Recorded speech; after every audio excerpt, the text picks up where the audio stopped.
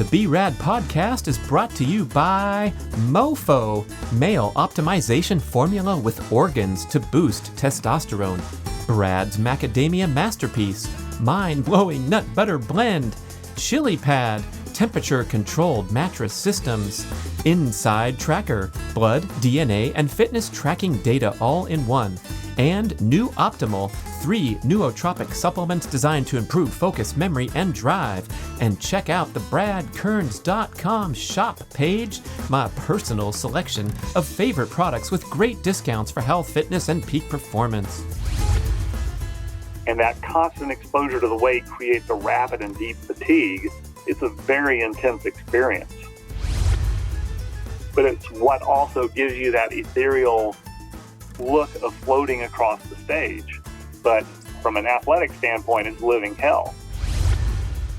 But I'm joint-wise just pretty much asymptomatic. And I see that all the time. People with very significant osteoarthritis will become asymptomatic in their joints once the skeletal muscle is adequately strengthened.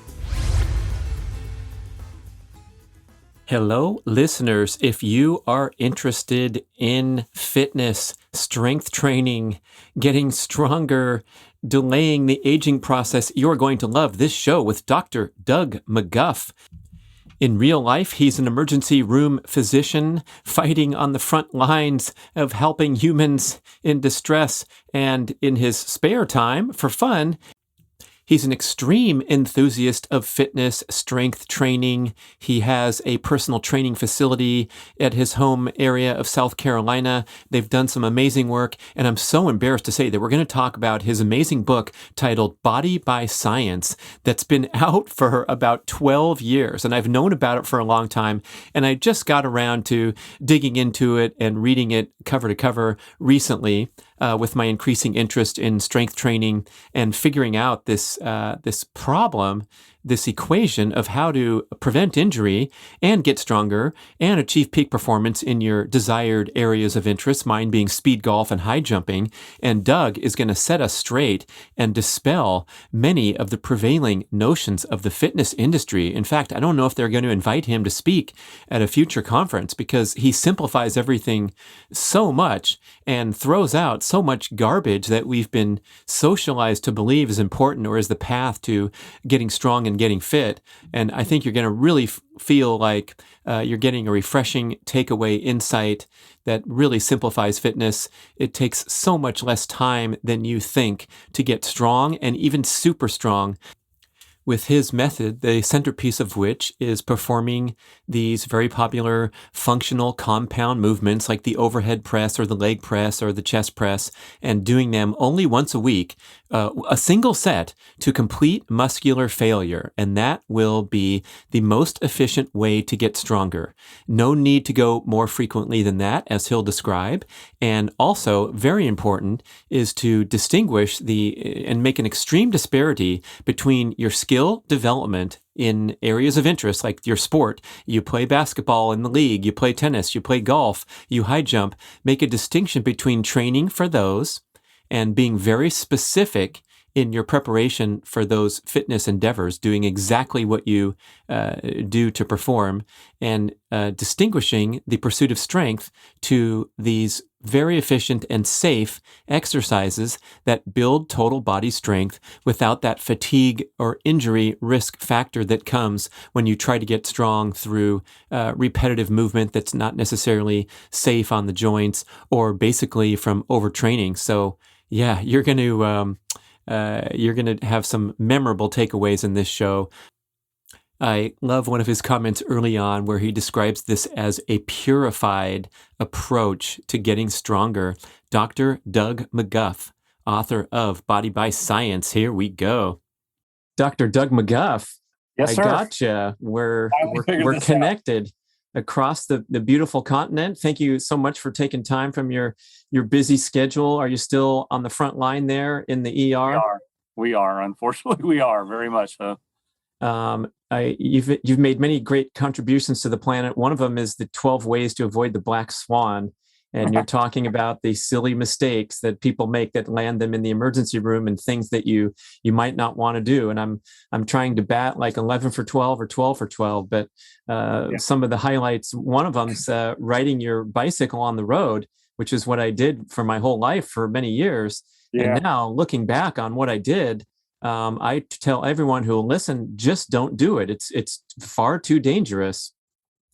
Well, everything's a risk benefit. Probably the riskiest things we do in our day-to-day life is just getting in the car and driving.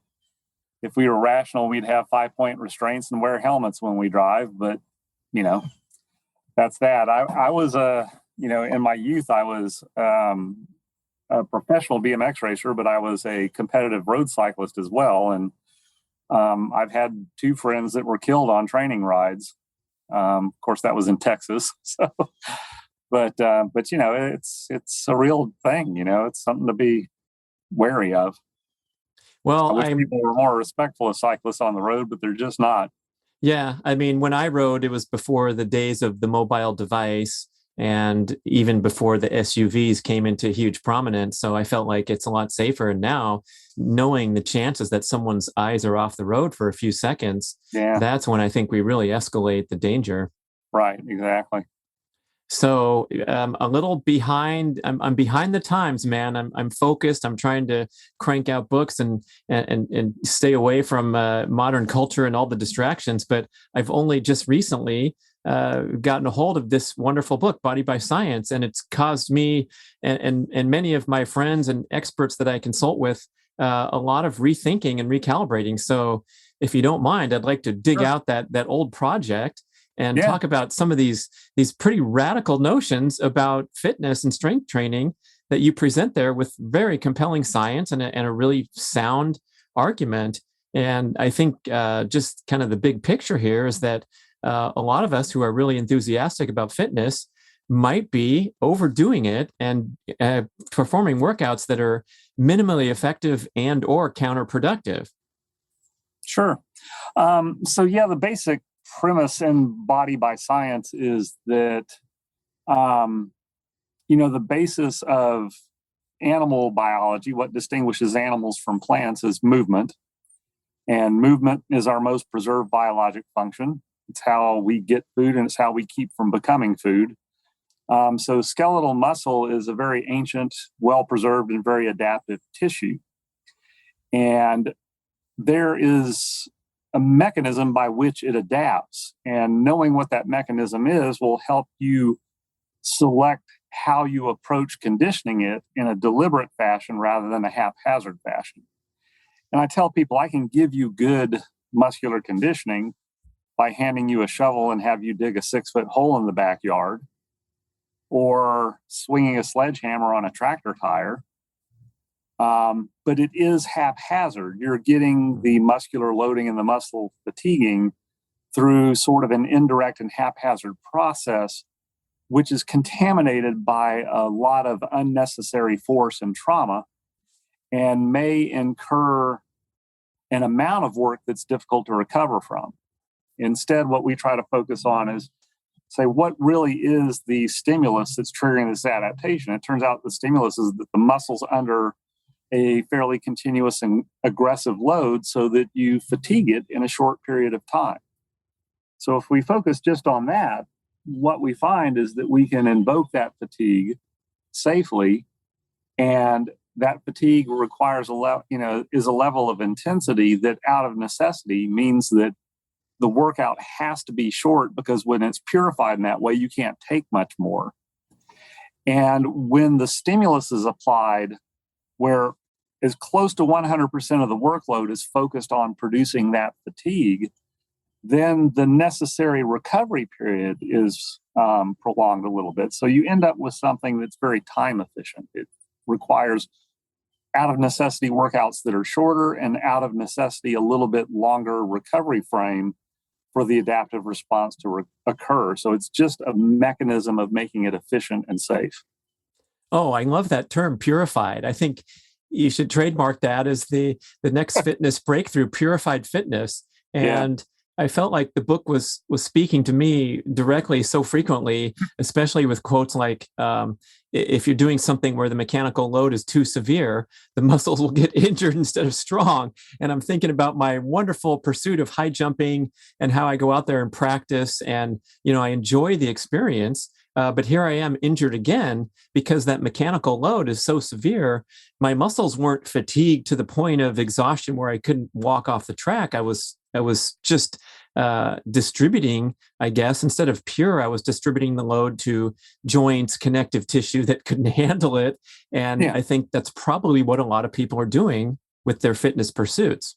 Yeah, a lot of people, like when they're lifting weights and they're going to complete fatigue and failure, it feels like the dangerous part is when you're at the very end of the set and close to failure. But the truth of the matter is, if it's a biomechanically correct exercise, you're actually at the safest point because you're literally too weak to hurt yourself. Hmm. The most dangerous repetitions are the first one. When you're doing ballistic exercise protocols, you literally are strong enough to hurt yourself, but you're also engaging the muscles through the rapid application of force. So force is mass times acceleration.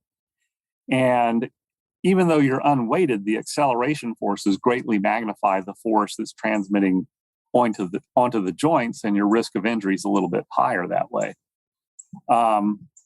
Most people, just doing body weight explosive movements don't get themselves into trouble because, we evolved a body that's able to tolerate that. When you start adding loads to ballistic movements, if you're doing overhead snatches or something, now you have a weight on a long lever in a vulnerable joint position, add all that together, and it's time for Mr. Rotator Cuff to get injured, So the major contention, the mind-blowing revelation here, it's conveyed in the subtitle that you really don't need to work out for that long of a duration or that frequently, to the extent that I guess the presentation, the basic is that you go once a week and do these 5 compound movements to one set to complete failure. And it seems so ridiculously minimal to the fitness enthusiast. So I'd love to get into how we arrived at 12 minutes a week. I think the subtitle says, to get super strong. Yeah. So first off, the movements that were selected in the book, it's called the Big Five, basically were picked not because they're magic movements or they're particularly more valuable than other movements. It was picked because they were 5 big compound movements, which means you're going to involve a lot of musculature in a single movement. And the movement is a linear movement for the body, which involves rotation around multiple joints. But those are very, from a skill standpoint, from a neurological standpoint, are very simple to perform. So I offered up exercises in the book that I thought would cover a lot of musculature, but be, from a motor standpoint, simple to perform. Because what I wanted the person that was exercising to have as much of their concentration available for generating effort and fighting resisting the exertional discomfort and the tendency to run away from that. I wanted as much of their concentration available for that and not have to expend so much concentration on technique or coordinating a complex movement. So it's not to say that people can't do other movements or avail yourself of other equipment that's in the gym, but those 5 big basic exercises will cover all of the musculature of the body. And when you're doing those big compound movements, slowly, so that you're depriving yourself of momentum, so that you're under the constant load of the weight, and that constant exposure to the weight creates a rapid and deep fatigue, it's a very intense experience. And literally, when done right, you probably can't stand much more than 12 to 15 minutes of that kind of activity. It is very much unlike anything that most people have experienced when they exercise. But it does go to the root of the stimulus and gets at it very directly. But in so doing, it's a very intense experience that, if I give you 12 minutes of it, at the end of it, if I ask you if you want one more, you'll be like, no, that's plenty. Yeah, I suppose that's an indication that you performed the workout correctly. Yes. And, that is a representation of a workout done in my personal training facility or someplace like it. So it's optimal equipment, it's low friction, it has a great strength curve so that you don't reach a sticking point and fail prematurely. It's 61 degrees in the training environment, so you can dissipate body heat effectively. So that doesn't interfere with how deep you can fatigue. You're under constant supervision. So you can't wriggle, you can't writhe, you can't squirm, you can't cheat in any way that gives you a respite from the load. So that produces a very intense experience that 12 minutes once a week works. If you're doing it self-supervised, it's still going to be of adequate intensity to generate the adaptive response you're looking for, but the intensity level may be just a shade less intense than it is under those circumstances. And that kind of exposure, you can train twice a week and still recover fairly well. Or, most people I'm saying that are doing this self-supervised, you probably should be doing it twice a week, maybe once every fourth to fifth day, like a Monday, Friday, Wednesday pattern. Most people can tolerate that really well and not overtrain at that sort of frequency.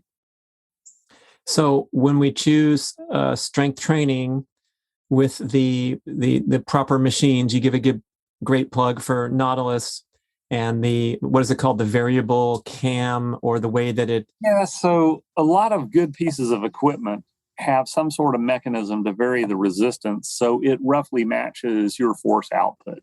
So when you're doing a bench, let's just do an overhead press so you can see what I'm doing. When your shoulders and your elbows reach 90 degrees, the lever that's moving the resistance is at its weakest. So what the muscle feels is at its heaviest.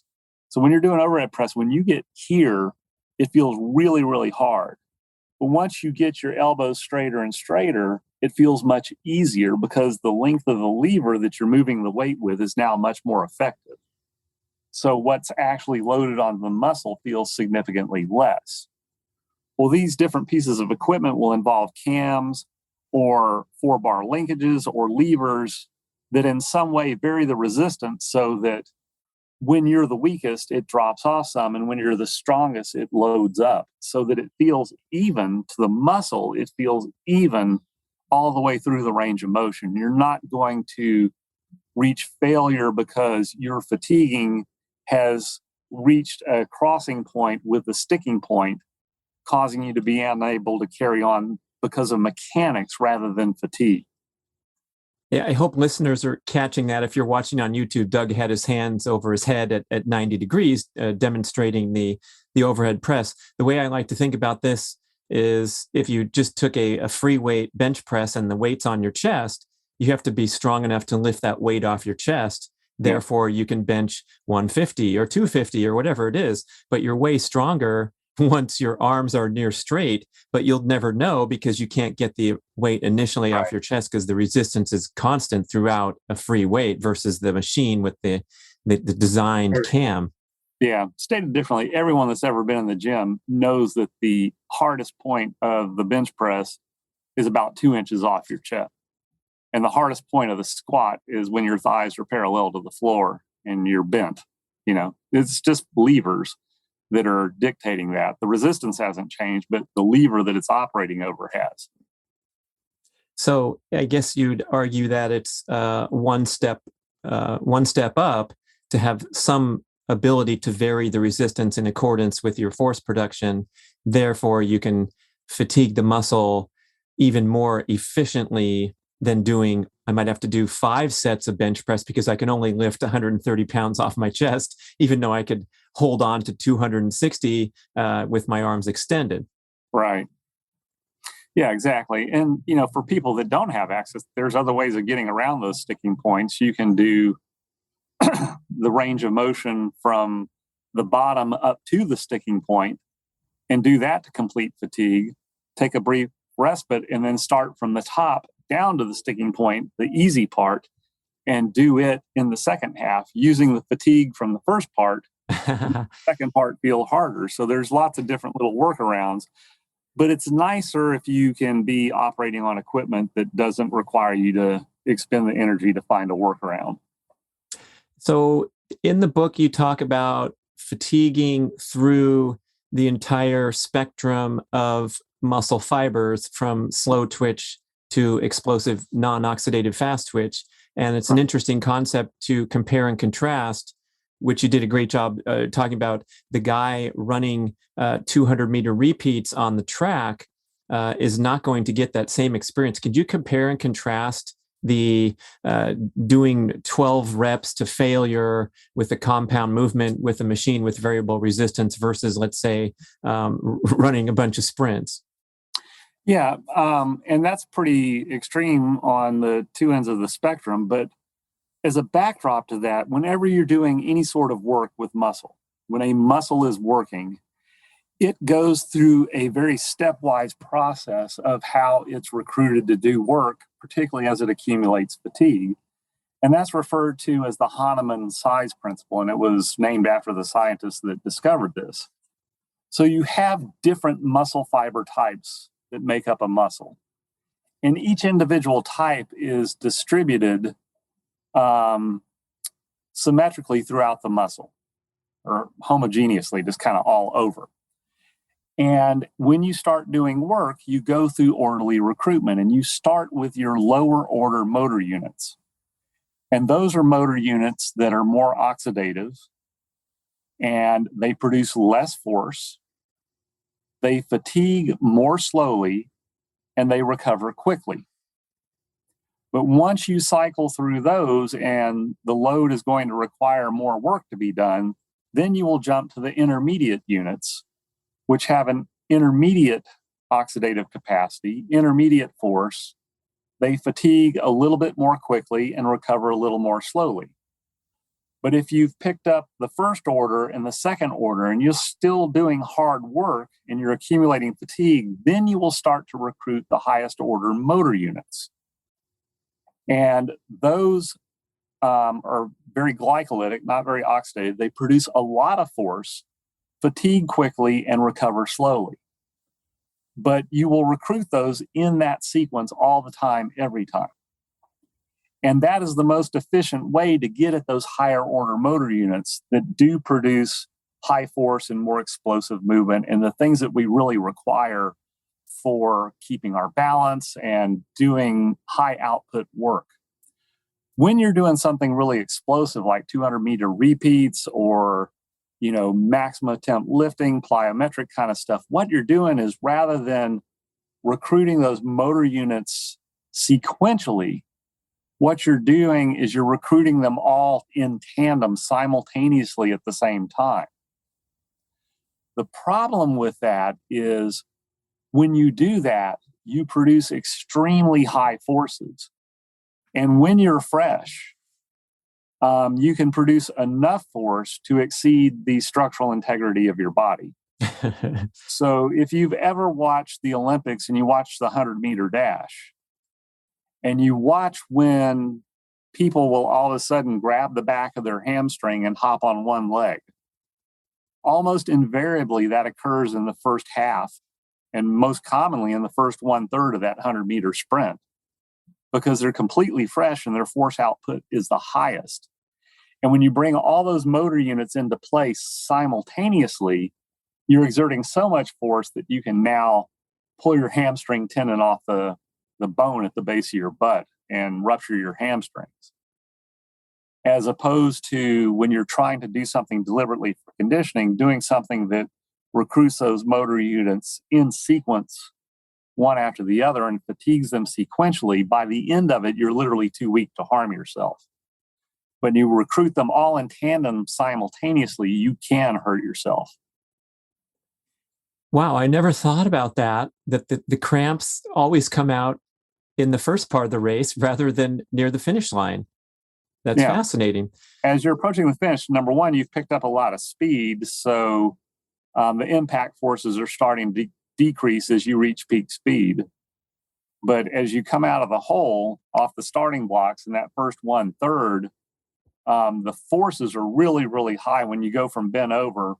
By the time you're fully upright and then just carrying speed forward, the forces drop significantly. But, wide receivers will do it right as they come off the line. You don't see someone at the end of their touchdown, their 80-yard touchdown run. You don't see the hamstring giving away as they cross the goal line. It's happening when you're first taking off. You're completely fresh and you're bringing all motor units to play simultaneously. So when you're on the 10th, 11th, 12th rep, going to total failure, because you've already fatigued the oxidative, the slow twitch muscle fibers, now you're going into the most extreme type of fiber, the most the one that takes the longest to recover and applies the most force, but it's not at its best because it's already tired and it's relying upon. Is it relying upon the oxidative fibers? No, it's that by the time you are recruiting those highest order motor units, the lower motor units are out of the equation. They're not generating force anymore. Now, some of them, especially the lowest order motor units, are starting to recover and kick back in some by that point in time, but their contribution is minimal. So what's happening is by the time you're recruiting the highest order motor units, if you're doing it right, you're going to recruit and fatigue the lowest order, and then recruit and fatigue the intermediate order fast enough so that they have not yet had time to recover.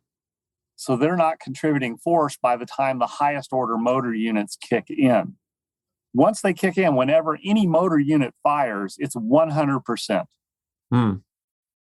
So those highest order motor units, they're firing 100%. It's all or nothing.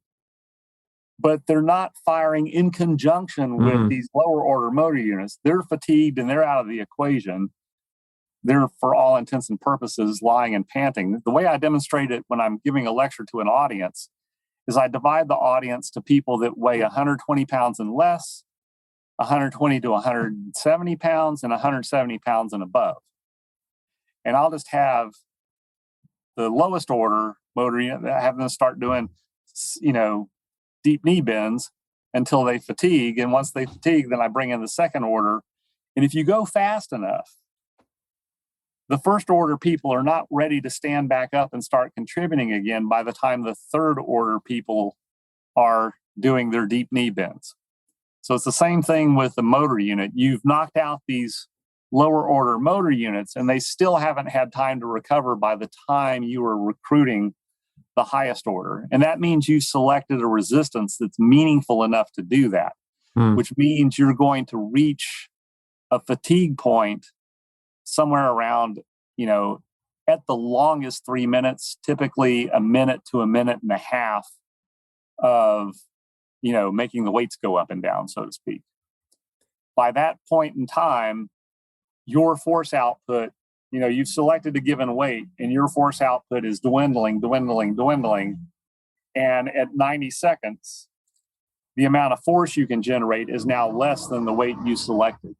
So there's a window between your selected weight and your force capability that as you're training and recruiting and fatiguing those motor units, the window between the selected weight and your capability is closing.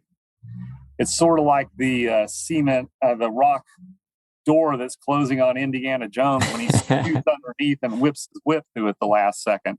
The window between the selected weight and your capability is closing. And when it completely closes, that's muscular failure. Right, as evidenced by you can't do another rep. Correct. You've done your job. And it's not because there's zero there. It's just that if you selected 100 pounds and you fatigued to the point now where your maximal capable force output's 99 pounds, that's not enough to move the weight and you're done. Yeah, I appreciate that that notion promoted by many people, but Dr. John Jaquish with his X3 bar talking about the reduced range of motion. Once you hit that 99, if you're working with a stretch band, you can stretch it to less than full extension and continue to make these baby reps. That's kind of what I was describing when I was talking about working around a sticking point. So with a bench press, when you reach the sticking point at halfway, you can select a weight and go from the bottom to the sticking point only until you reach fatigue. And then you can go from the easiest portion down to the sticking point and back up, and then reach fatigue there. So that's not really, I mean, he's promoting it as a feature of the X3 bar, but it's really a bug that you're working around. So, basically those sort of things are, I mean, let's face it, it's a metal tube and a rubber band, which means that on pulling movements, your force output at the beginning is actually very high. But when you complete a pulling movement, at the completion of the movement, the force output is very low because the muscle is now completely shortened. It's like a spring that's totally bottomed out. You've reached what's called active insufficiency, and the force output drops precipitously. Well, if you're using a rubber band, at the start, the rubber band's not stretched. Your force capability is at its highest, but the force delivered to you is at its lowest. When you pull it all the way down, you fully stretch the rubber band. So now you have this mismatch where the force is the highest in the position where you're weakest. The strength curve is entirely backwards. So the only way to make that work is to break down the range of motion and do the really difficult part first, and then do the easy part next, using the fatigue invoked by the first half to make the second half meaningful. Does that make sense? Sure. Yeah. And if you're a little bit lost, listener, I think what we're talking about here is just achieving that maximum fatigue of the muscle fibers in a safe manner.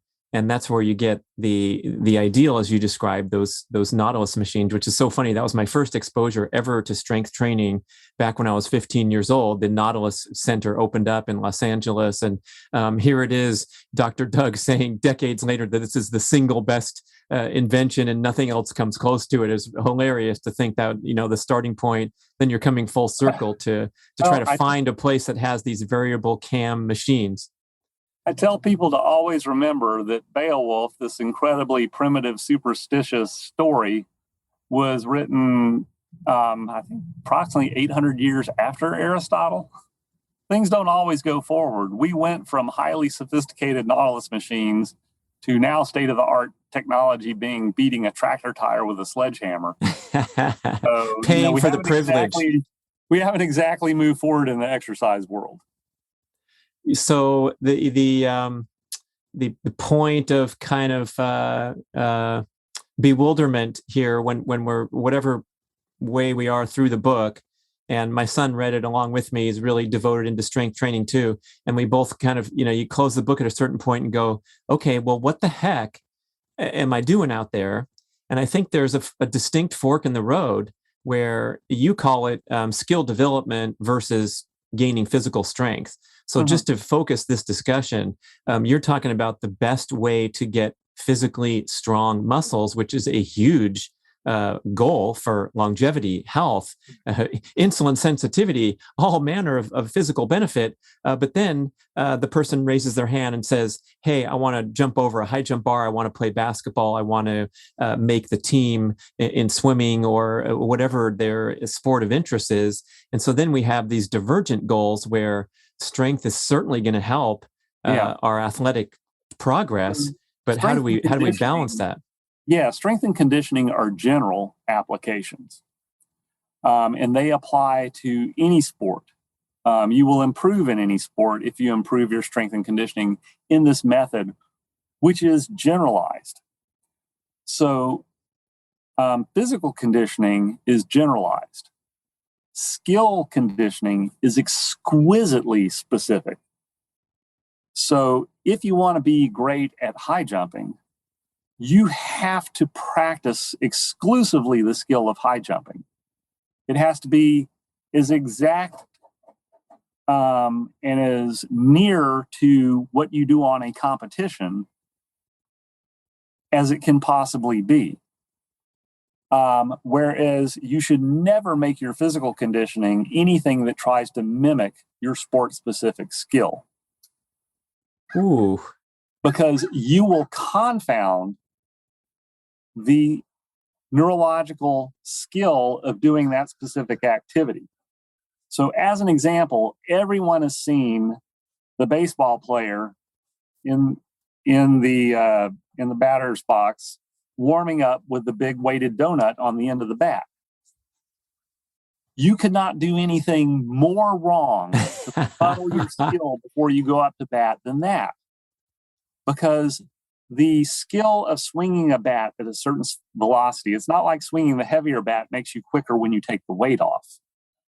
The motor unit recruitment, the neurological skill, the neuromotor pathway for swinging a bat is specific to that bat and its exact weight.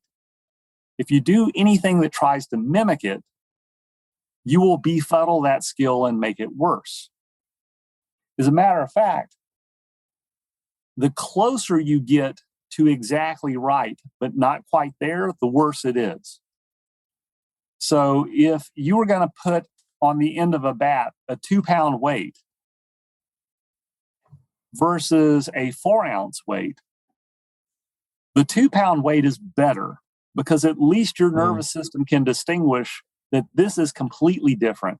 Right. You put a 4-ounce weight on there, it's hard to make the distinction, and that screws up the specific neuromotor pattern even worse. Have you ever been to a carnival with a basketball game? With the where you shoot a basket to win a stuffed animal and the shrunken hoop. You can't tell. They can shrink the hoop by 2 millimeters.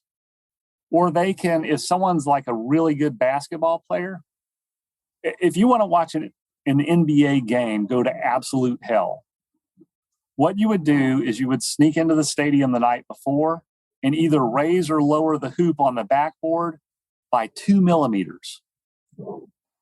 If you do that, you would watch what would normally be swish shots hit the rim and bounce off into oblivion all night long, because specificity is that precise. Wow, that's speaking of basketball. When you train, you want to train in the way that loads and fatigues and creates a stimulus for strengthening in the most generalized way possible. You don't want to do movements that mimic your movement in your sport.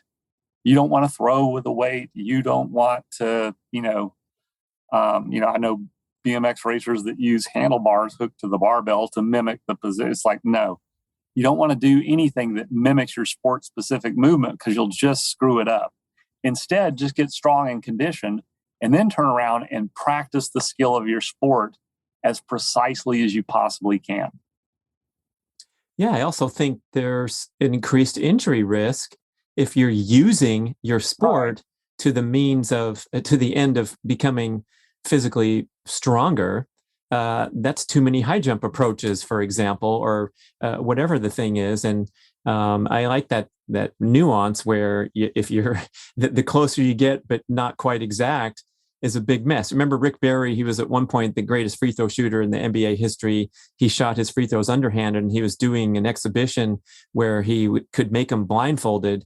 And they did this whole thing set up for TV or something, and he was missing them. And he said, that rim's 4 inches too low. And they said, no, it's regulation, believe me. And he said, no, something's wrong. And they measured it, and it was 4 inches too low. So he knew that he was, slightly off. He was that finely tuned. That's how specificity works. And in your training, you really want skill rehearsal to be something that you do to refine the skill and to not invoke fatigue. And when you get your skill, when you have a perfect performance, you're much better to stop right then. But if you do tens and thousands of repetitions, despite all the folklore surrounding it, you start to develop a fresh style and a fatigue style. And the fatigue style will befuddle your fresh performance. So what you want to do is you want to use your physical conditioning to stave off fatigue during competition because you're a well-conditioned athlete, so that you do not have skill degradation as a result of fatigue, because fatigue performance is a different neuromotor pathway than fresh performance. And it's very, very specific. If you've ever had a grain of sand in your shoe and know how much that can drive you insane. And you take your shoe off and you dump it out and you're like, really? That's what was causing me all that misery? That gives you an idea of how specific specificity is. So it sounds like if you're sitting back, I'm sure you're a sports fan like I am, and watching the Olympics and watching the favorites come through and bomb out in the trials because they're not quite sharp. I contend that there's probably some extreme mistakes being made, even at the most elite level of organized sport, especially the team sports where they treat the human like a commodity, but also in the individual sports. Do you think there's a lot of overtraining or improper blending? Yeah, and ironically, the higher you get in any given sport, the worse the training seems to become. Because you're dealing with such thoroughbreds that, literally a lot of people, at least at the collegiate level and higher, would benefit as much by coming over and waxing my car as they do from the conditioning programs that they're subjected to in their training.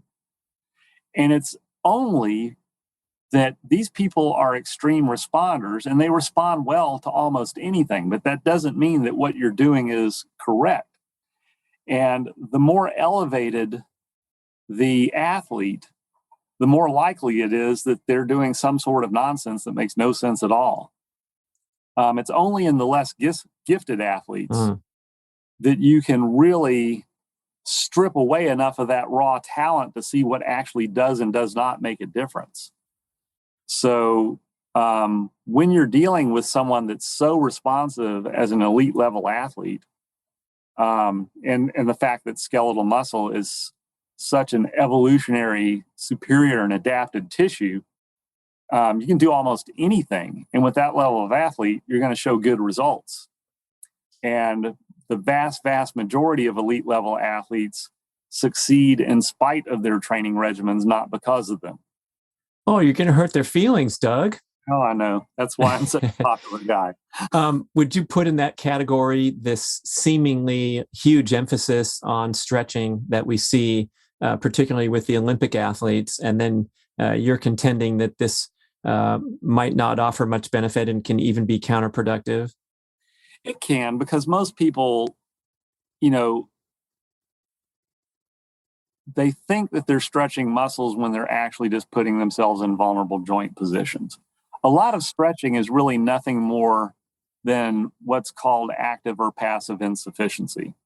And for anyone that's watching the video, if you hold your hand straight up in front of you with your wrist straight and make a hard fist, you can feel you make a lot of force.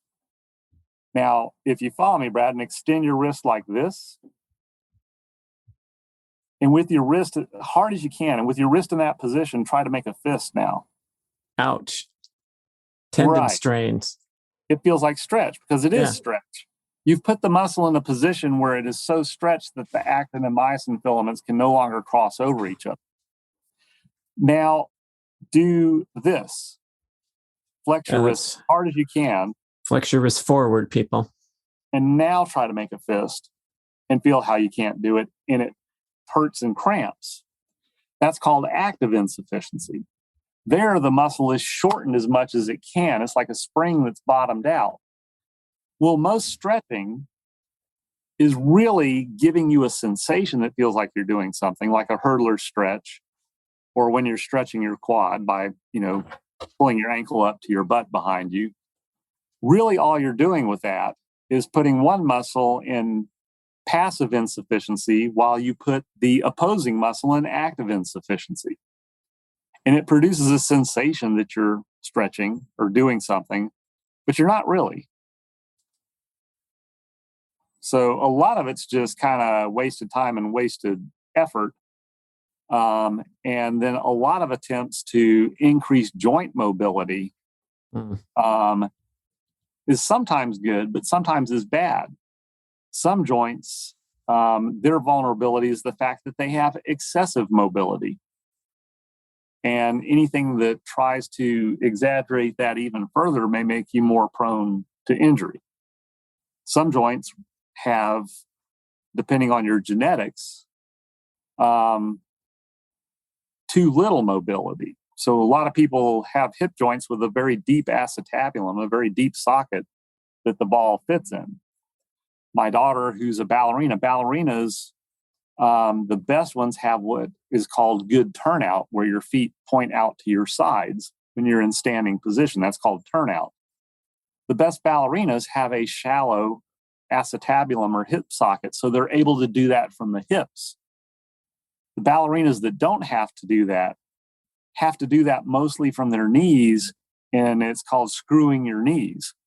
And you can still get in the position and still achieve the aesthetic that makes ballet so beautiful, but you'll wreck your knees in the process.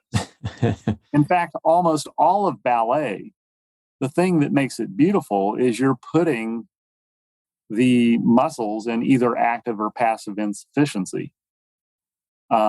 Standing on point is putting all of the foot lumbricals and foot muscles and the gastrocnemius in active insufficiency. But it's what also gives you that ethereal look of floating across the stage.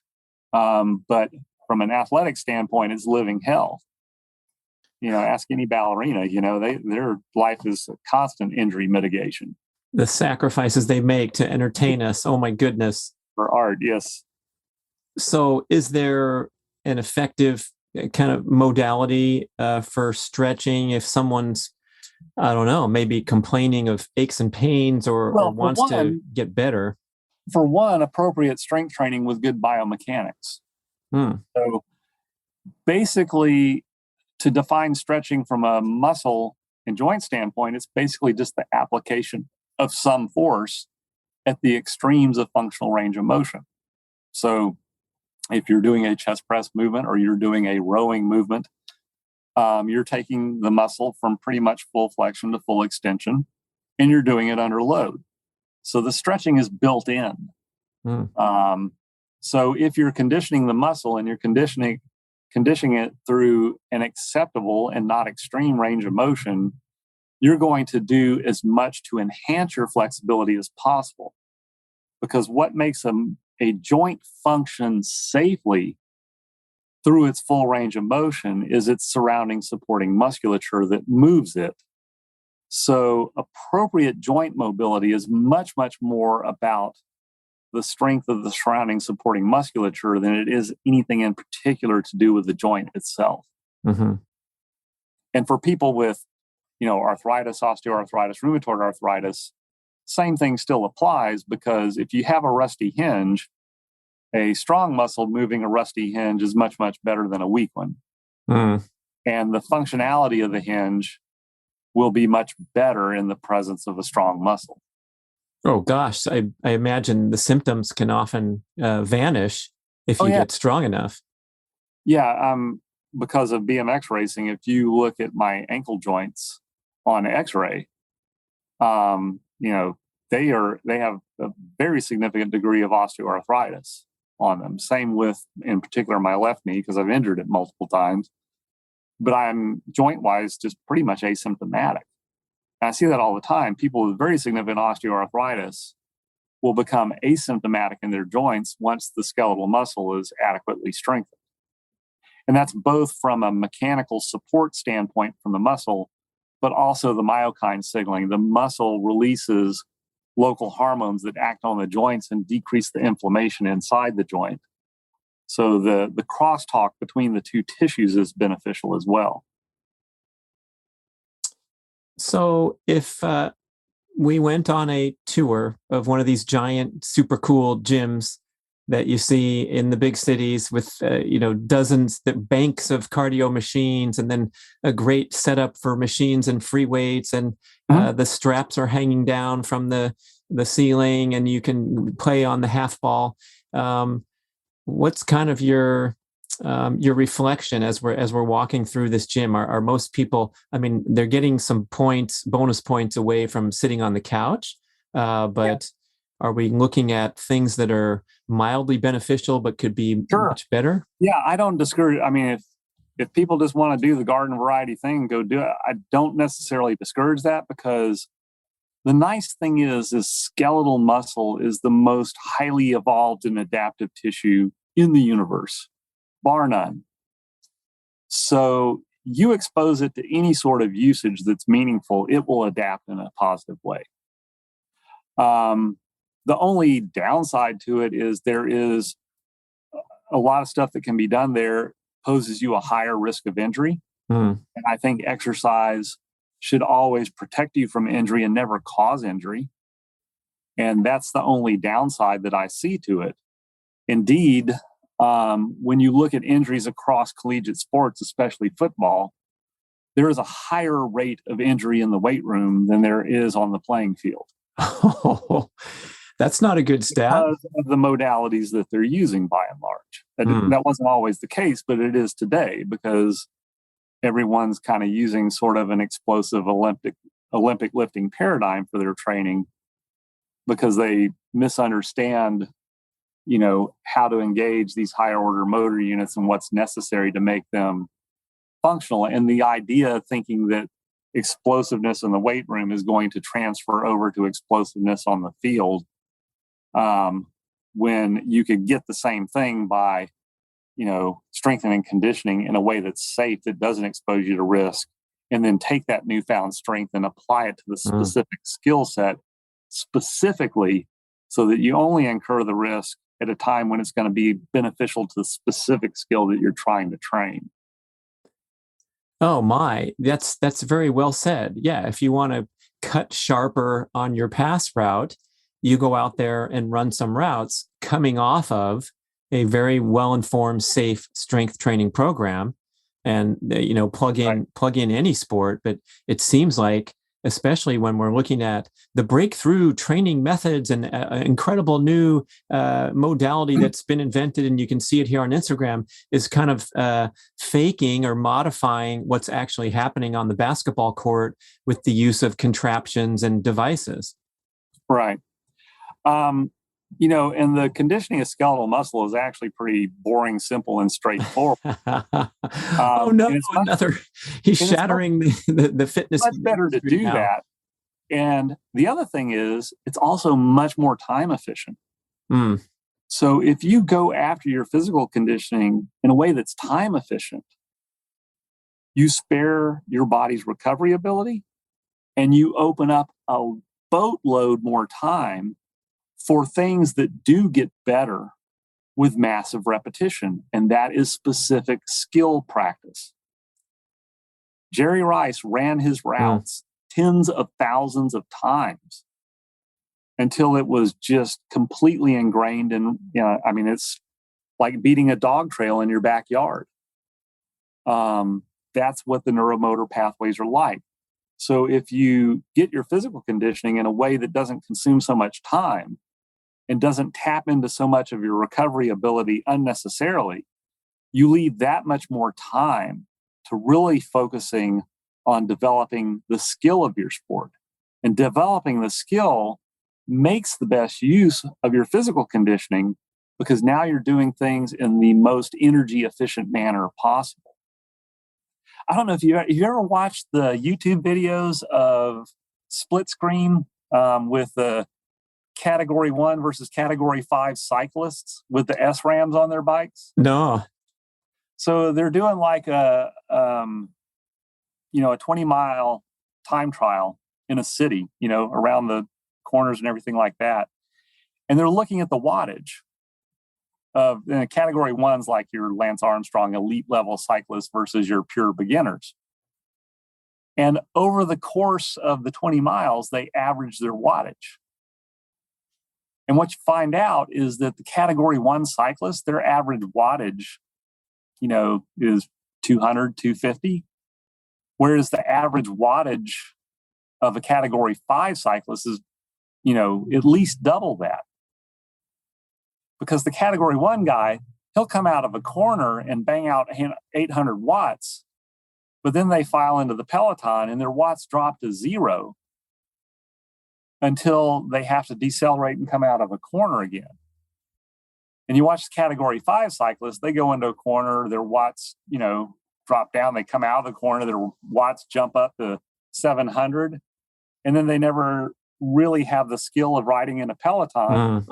So Where these guys are really, except for the guy that's at front, they're all floating at 0 watts.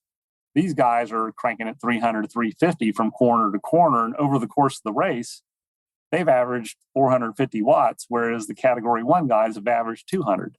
Wow. And that's what skill development is about. Right. You can spare yourself for really getting skilled at your sport. You make much better use of the conditioning that you have acquired in a much more time efficient manner. Okay, so speaking of time efficient, before we let you go, describe this this optimal frequency of once a week and the research behind it in the book. Well, so the optimal, at the peak levels of intensity where you're on good equipment in an ideal environment with professional supervision, that's going to invoke a level of intensity that requires that 7-day recovery. Less ideal equipment, the gym you're working out in is 74 degrees. You don't have professional supervision. You should still go with discipline as hard as you can and go to failure, but you're not going to approach that. So for an average self-supervised person, they're probably going to do good on like a Monday, Thursday program or twice a week, or maybe every 5th day, Monday, Friday, Wednesday. If they get really, really strong and are really well supervised and highly intense, once a week's about the best frequency. But when you compare, 15 to 30 minute workouts done twice a week compared to the average training volume of any other athlete, whether it's weekend warrior or professional, that's still so much more time efficient. And you have spared so much recovery ability that you can really now focus on the core of your sport, which is developing skill. And that's what burns up your time. And that's what takes a lot of time and a lot of repetition. And you don't want to fatigue yourself while you're developing a skill. So if you can make those two things as separate in your training as possible, everything gets better. This is more efficient and you produce more results. You can take those results and apply them very specifically to your skill.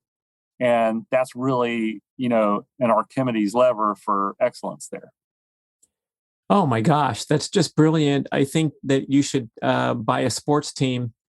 That should be your next move, whether it's football, basketball, something, or become the Olympic commissioner and put. It would be nice to test it out with an athlete of the highest level and see if further breakthroughs can happen. But Doug McGuff, thanks for spending the time to explain all that. Absolute pleasure. People can go grab a copy of Body by Science. And how else do we connect with you? Probably be found easiest just at drmcguff.com. So it's drmcguff.com. That's a website that will link to YouTube and Instagram. And, if anyone's interested in consultation, there are links to the schedule for that. That's probably a good place to look.